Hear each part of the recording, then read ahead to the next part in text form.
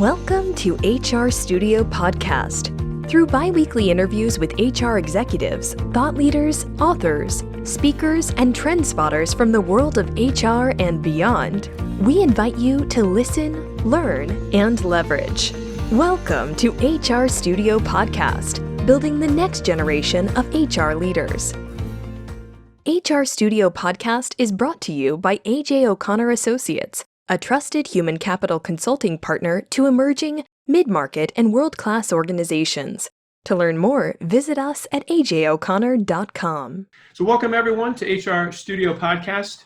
I'm your host for today's episode. My name is Fred Bunsa, and I'm really excited to be joined today by Dr. Timothy Clark, or Tim Clark, as he suggested I call him.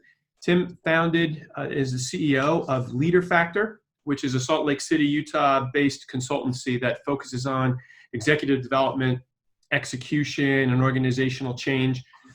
Tim has written 5 books, and the one we wanted to talk about today is called The 4 Stages of Psychological Safety. It's available on Amazon. Here's a cover of what the book cover will look like at the time we recorded this. It's in pre-order, but you can go to Amazon and get it. Tim has written a lot. He's a real academic. He's written more than 150 articles on leadership, change, human capital, culture, and employee engagement. So Tim, welcome to HR Studio Podcast. It's great to have you on the show. Thank you, Fred. Good to be here. So psychological safety has become a really big topic, and I'm fascinated by it. I think a lot of our audience has probably done a little bit of research around it, or at least digging into it. But let's just kind of level set by talking about what exactly is it, and tell us what you've identified as these 4 stages. Sure. Well, the concept, Fred, goes back to 1990. So in 1990, a social psychologist by the name of William Kahn at Boston University, he coined the phrase, or the term, in an academic research paper. And that really allowed us to consolidate around that term. Now, if you think about it, the concept of psychological safety is as old as the first human interaction. Mm-hmm. What it means basically is that you can interact in a social unit without feeling embarrassed or marginalized or punished in some way. So you're safe, you're socially, emotionally, and psychologically safe. So again, the concept isn't new, the term is new, and we've consolidated around that term slowly, gradually, since 1990. Mm-hmm. And now it's a term that we use universally across, well, basically internationally now. You'll see that it's being used across all different societies. And so it's great that we've unified around the term finally. Okay. And you, in your book, have identified 4 stages of it. Are those, I'd love to hear what those stages are, but also are those 4 stages, is that some of your contribution to this, or is that something that's widely accepted and you're really just clarifying and explaining and digging into those 4 stages? Well, I hope it's my contribution, because what I did is I went through the research literature and I said, okay, this is an incredibly important concept. We understand that intuitively, we understand that from our own experience, right. But it's not a binary proposition. It's not a matter of either having or not having psychological safety. It's a matter of how much do you have. Every organization or social unit registers a level of psychological safety. But even more than that, I wanted to break it down. I wanted to deconstruct the concept and ask the question, now wait a second, so there are different levels, so therefore are there different stages? Is there a progression? And so that's what I've been working on for the last 3 years. And I've come to the conclusion that there is a very clear progression, and it's a universal pattern. And so the 4 stages are really quite intuitive because they follow the progress or the progression of natural human need. So stage 1 is what we call inclusion safety. Okay, inclusion safety. That means that you're included by people in the group or the social unit, whatever the organization is. You're included, you're accepted, you have a sense of belonging. And this satisfies the basic human need to be accepted, to belong. So that's stage one. And that's where we begin. It's the foundation, right? And can you not get to stage two until that one is in place? I don't think you can, because stage two builds on stage one. Stage two is learner safety. What that means is that you feel safe to be able to engage in all aspects of the discovery process, the learning process. So that means that you feel safe to ask questions, to give and receive feedback, to experiment, to make mistakes, again, without the fear of being humiliated or embarrassed or marginalized or punished in some way. So think about, with learner safety, you're exposing yourself to a higher level of personal risk and vulnerability, because I'm putting myself out there to do those things. So it builds on top of the foundation of inclusion safety. So I think the inclusion safety has to be in place. That foundation has to be there first. Interesting. I think about in executive coaching work, learner safety is if the learning leader or the coachee doesn't feel safe or comfortable with the coach, they're going to reveal less about themselves, which means they may not make even any progress because of that. There needs to be that trust level, or learner safety, as you would call it, where they can, the person can experiment, can try things out, and can look bad in front of their coach in order to grow in a skill or a competence. That's right. One of the case studies that I brought into the book, Fred, is a case study with a high school calculus teacher. His name is Craig Smith, and he is perhaps the best calculus teacher in the country. He arguably is, based on his numbers. But one of the things that he does to create learner safety is that he separates mistakes from failure, and he separates mistakes from fear. So he pulls those two apart so that the students, they learn that they're socialized to disconnect fear from mistakes and failure. And so then he's able to draw them out. Then they release their discretionary effort and they take higher risk in their learning activities. Wow. If we don't do that, if we don't create that learner safety, then the environment may trigger what we call the self-censoring instinct. Mm-hmm. And if we activate that trigger, if we activate that instinct in someone, they're going to retreat, they're going to pull back, and they're going to manage personal risk. So you can see, psychological safety is a function of two things. So we need respect and we need permission to participate. It's the intersection of those two things. So wait, if we say have that again. It's the intersection of which two? Respect and permission to participate. Respect and permission to participate. Okay. So if you have a threshold level of respect and permission to participate, then you're going to feel included. You got to go to another level for learner safety. Okay.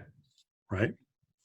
And just like there's respect and permission for inclusion, are there aspects of the learner safety that you would put your finger on and say these must be present? Well, I think it's maintaining. You just got to go to a higher level of respect and permission to participate, because with learner safety, there's a social exchange. The social exchange is that I will encourage your learning in exchange for you engaging in the learning. Got it. But the leader's job is to be the first mover, because sometimes learners don't have the confidence, right? Think about a classroom setting where you have some learners that they don't really even have the confidence to speak up, so they're not going to do it. So the teacher has to provide, at least temporarily, the learner safety and the confidence in that student until he or she can gain it for himself or herself. Wow. That's how it works. That's really cool. And then, so what is stage 3 then? Stage 3 is contributor safety. Okay. Contributor safety means that now you feel that you are a full-fledged member of the team and that you can use what you've learned, your skills, your knowledge, your experience to make a difference, right? To contribute. And that's the next natural stage of human need, because what do human beings want to do when they learn something? They want to go use it. They want to go apply it. So again, we're tracking basic human need to be included, and then to be able to learn, and then to be able to apply or contribute what you have learned. So again, respect levels have to go up, permission to participate has to go up to allow that individual to feel that he or she really is a full member of the team and can make a difference. Yeah, and I could see where at that level then, Tim, where respect and permission to participate, it's one thing to be given permission to sort of learn. It's another thing to actually go try it. Giving people the permission to go try something and contribute to the overall team just requires naturally a higher level of permission and being given sort of authority to act. That's right. Okay, excellent. And then fourth stage. Fourth stage gets very interesting. So the fourth stage is the culminating stage. It's the ultimate stage of psychological safety. We call it challenger safety. Challenger safety. Challenger safety means that you feel safe to challenge the status quo. So I want you to think about the progression. So stage 1 was that I feel included. Stage 2 was that I felt safe enough to learn. Stage 3 was that I felt safe enough to contribute. And now we're saying that you feel safe enough to challenge the status quo. This is a different level. So now my personal exposure to embarrassment, to ridicule, to my personal level of vulnerability is at the highest possible level. Yeah. Because what we're talking about is challenging the status quo. And what we're saying is that in order to innovate in an organization, you have to cross what we call this threshold of innovation to get to challenger safety, because innovation requires what we call intellectual bravery. And so if you think about the nature of innovation by its very nature is disruptive. It's subversive. It's defiant. It undermines the status quo. Interesting. You can't do that unless you feel safe in the act of creating that disruption. Yeah. Right? Yep. Especially because you're not always, the nature of innovation is you're not always going to be right, but you have to at least express the notion, the concept, the new idea. Matter of fact, fear of retribution.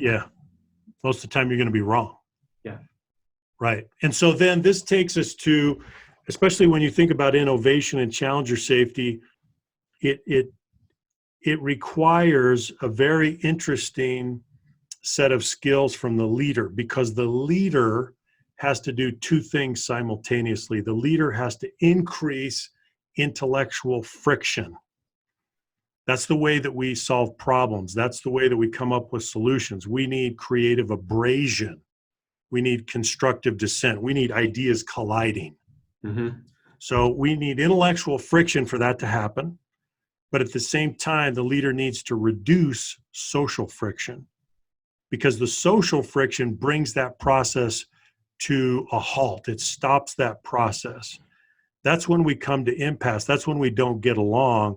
That's when our efforts become fruitless, because we're not able to collaborate and work together effectively.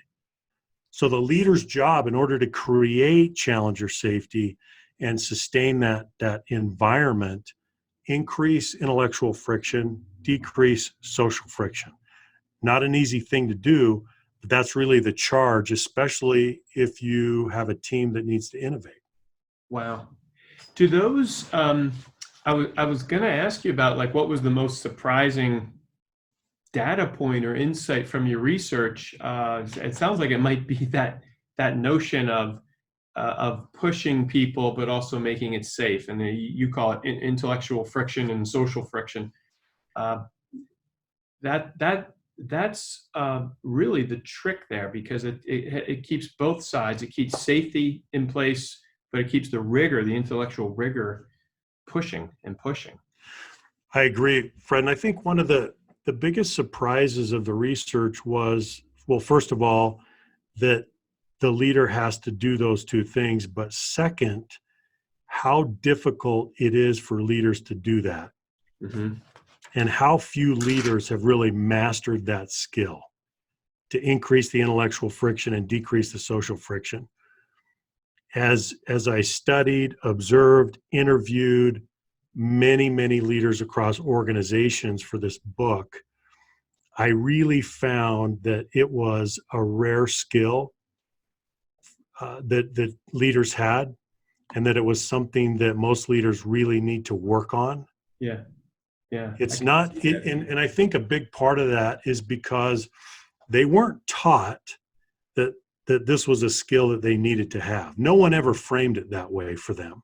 Yeah. Most of them were deeply socialized based on an industrial model of leadership that said, you know what, you need to be the leader as oracle. You need to have the answers.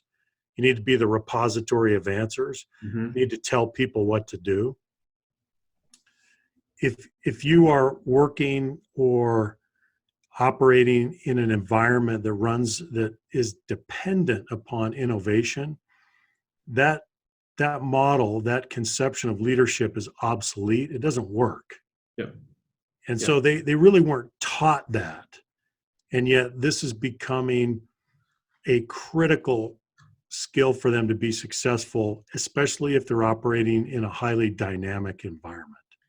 I'm curious if you have a story or two that might reflect that, but before I ask you that, it seems to me that as leaders grow in their career, they're learning the ropes, they're learning how to lead, and in the coaching that we do, I would think, I have to look at the data to see this, but it would seem to me that people kind of learn their leadership style, and there are people who constantly push and drive and cause friction, and they leave a lot of blood in the water. They got sharp elbows, but it works, And then there's others that are much more softer, social, they're more relational, and that works too. And yet what you're saying is you actually need both. You need the intellectual friction with reducing social friction. Right. And that seems like, it's both and most people kind of have a preference or a personality style that would lead them towards one or the other. I agree with that. I think that in industries that rely increasingly on innovation, though, if you are a tell-based leader and you push the fear button, and you've gotten good at pushing the fear button and using coercion or manipulation to get people to do things, then they're going to be acting out of compliance. Yeah. And I think what's going to happen, and I think we're already seeing this, especially in the Silicon Valley tech companies that we work with, is that the organization goes into what we call creative decline. They stop innovating the way they could or should. Yeah. Because the leaders keep pushing the fear button, that keeps triggering the self-censoring instinct, and you're not getting the creative output from people that you could. So I think there are very serious consequences if you're subscribing to the antique industrial age model. I really do. I think you're going to get a low yield in terms of innovation. What do you recommend for leaders that would, I don't know, do you have an idea or two on how you would coach them on increasing the intellectual friction while reducing social friction? Yeah. Is it all dependent on the culture of the organization? Well, it is, but it's really the centerpiece of the organization. So I would give you a couple of suggestions. First, a suggestion for individual behavior for leaders would be to really refine your ability to emotionally respond to dissent and bad news. Because your behavioral response to dissent is perhaps the most important signal that you send out to the team members. Mm-hmm. Everybody's watching that very carefully. If you can accommodate that dissent, if you welcome that, if you give people a license to disagree and they use it and you can handle that, everybody gets it. So that invites more challenge, that invites more dissent, that invites more creative abrasion. So I would say, number one, ask yourself, how are you responding to dissent and bad news? Okay. What is your physical, emotional response when that happens? Mm-hmm. Because that sends out very clear signals. Oh, yeah. The second suggestion that I would give would be this is more of a process level suggestion, and that would be to assign dissent from the very beginning. If you're looking at a proposed course of action, if you have some kind of priority, strategic priority, a project, some kind of decision, take half your team and say, you, and you are the loyal opposition. You are assigned to dissent to what we are proposing to do. So what I would like you to do is I want you to tell us why this is a bad idea. Mm-hmm. I want you to tell us where the weaknesses are, where the flaws are, where we are vulnerable. Because here's what happens. The moment the leader assigns dissent, then what we're doing is we're taking away the personal risk that person would normally feel in relation to challenging the status quo. But if I assign you to do it, then I've given you institutional cover. I've given you institutional permission to do that. You're much more likely to do it. You're much more likely to give us high quality feedback and input because we're protecting you in that process. So those are a couple of suggestions that work really well. That's awesome. That's awesome. Do you have a story or so too that kind of shows these stages playing out, or a leader who was able to demonstrate some of these things? Well, there's one that comes to mind. It's a negative case study, but I think it's extremely instructive. So I was working with a technology team at a technology company with a team in the Bay Area. And this team had worked on a strategic initiative for 6 months. And after the 6 months, they were charged to come to the executive team and present their findings and their recommendations. And I had the opportunity to work with the team all the way through the process. And this was a virtual team with members on every continent, and they had worked very hard for 6 months. They all flew into the Bay Area, and they came into this big conference room to present to the CEO and the executive team. They made their presentation, which went about a half an hour, and then we had planned for another half an hour or so of question and answer to discuss their recommendations and their findings. After their presentation, and they'd worked so hard on this for 6 months, after their presentation, the CEO jumped in and he said, well, I don't think we can fund this for such and such a reason. He was very curt. He was very abrupt. He took about 5 minutes. Now, here's the interesting thing. After that, you can probably guess what happened. Yeah. No one said anything. Yeah. Not even the other the CEO iced the room. The other executives didn't say anything. Members of the team didn't say anything. The meeting disbanded. I still remember going next door to another conference room with the members of the team. They were absolutely devastated. And so this is just a great case study of a CEO who is culturally tone deaf, who triggered the self-censoring instinct very, very quickly, and he shut everything down. Mm. And it was just a very clear example of what not to do. So I'm not necessarily saying that as leaders we need to dismantle the hierarchy. That's not what I'm saying. The hierarchy is going to be there. We need hierarchy to run organizations. But what we do need to dismantle is the fear and the arrogance of the hierarchy.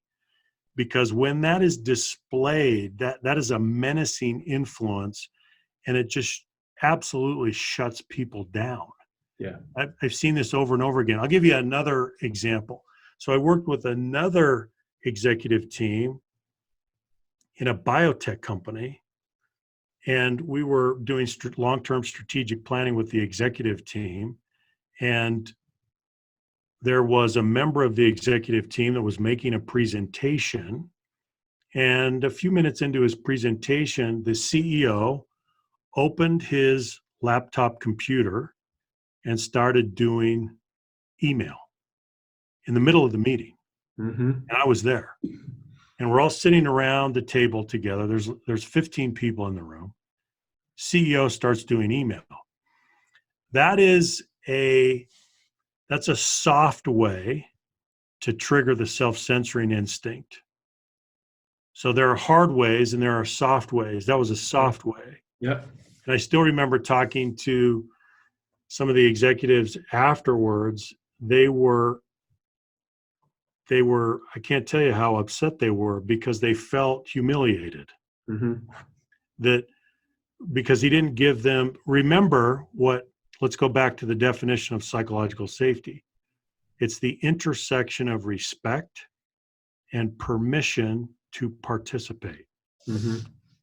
So he revoked that psychological safety in the room at that moment, and everybody felt it, and the consequences were devastating to the team. Wow. I mean, that one is yeah, I'd have to think, again, as a coach, I have to think that he must have known he was sending a message, but he just probably didn't realize how severe the message was and how stifling it would be. I mean, he could just be that emotionally detached. Gosh, I can't imagine being in that kind of a meeting. Yeah, and I guess we'll never know for sure, but Right. There's no doubt that it stung. Yeah. And yeah. everybody could feel that sting, and it really did shut people down. Yeah. And we could see the devastating consequences of that. Absolutely. Well, this has been a fascinating discussion, Tim. As you can probably tell, I'm really into this topic, and I think it really has a lot of runway. I'm excited to that your book is coming out and that you can kind of push the knowledge level here. As we wrap up the podcast, is there any final advice or a final idea that you'd like to leave our audience of rising HR leaders with? Sure. Well, I would cite a little research. So a few studies were done last year, and here's the finding: 1/3 of employees across organizations, across industries, across sectors, 1/3 of employees believe their opinions count. That's it. Oof. 1/3. That's the number right now. So I would invite all of the listeners to think about that. Mm-hmm. That means 2 out of 3, they don't believe that. Mm-hmm. And what matters is the way that they feel. That's what matters, because their cognitive and emotional state will govern their behavior, and it will govern their level of engagement. And so think about that. 2/3 don't believe their opinions count. It's incredible. So across the board, we can clearly see, based on empirical evidence, that we have a lot of work to do in organizations to increase the level of psychological safety so that people feel, again, included, they feel safe to learn, safe to contribute, and safe to challenge the status quo. So I would invite all of the listeners to do a little introspection and ask yourself, to what extent what are you doing to allow people to do those 4 things to move through the progression all the way to challenger safety? Mm-hmm. Inclusion safety, learner safety, contribution safety, and challenger safety. Those are the 4 stages that you've laid out. And Tim Clark, thank you so much for sharing your insights with us in this cutting edge topic. The book is called The 4 Stages of Psychological Safety, Defining the Path to Inclusion and Innovation. And to get more information about Tim and his organization, you can log into hrstudiopodcast.com. There you can subscribe to our podcast. You can look at past episodes, and all of Tim's social and media handles are there, as well as the notes from today's episode. Again, Tim, on behalf of HR Studio Podcast, thank you so much for joining us today. Thanks very much, Fred. Appreciate the opportunity. Thank you for listening to the HR Studio Podcast. To download complimentary resources from this week's episode and to catch up on past episodes, please visit hrstudiopodcast.com. Subscribe to the HR Studio podcast list and social channels while there to receive alerts and recaps on all our episodes. HR Studio Podcast is brought to you by A.J. O'Connor Associates. For over 35 years, AJO has built its reputation on experienced listening, exceptional quality, and caring partnerships, delivering in 30 states and 20 countries. To learn more and subscribe to AJO's Top 100 HR blog, visit us at ajoconnor.com.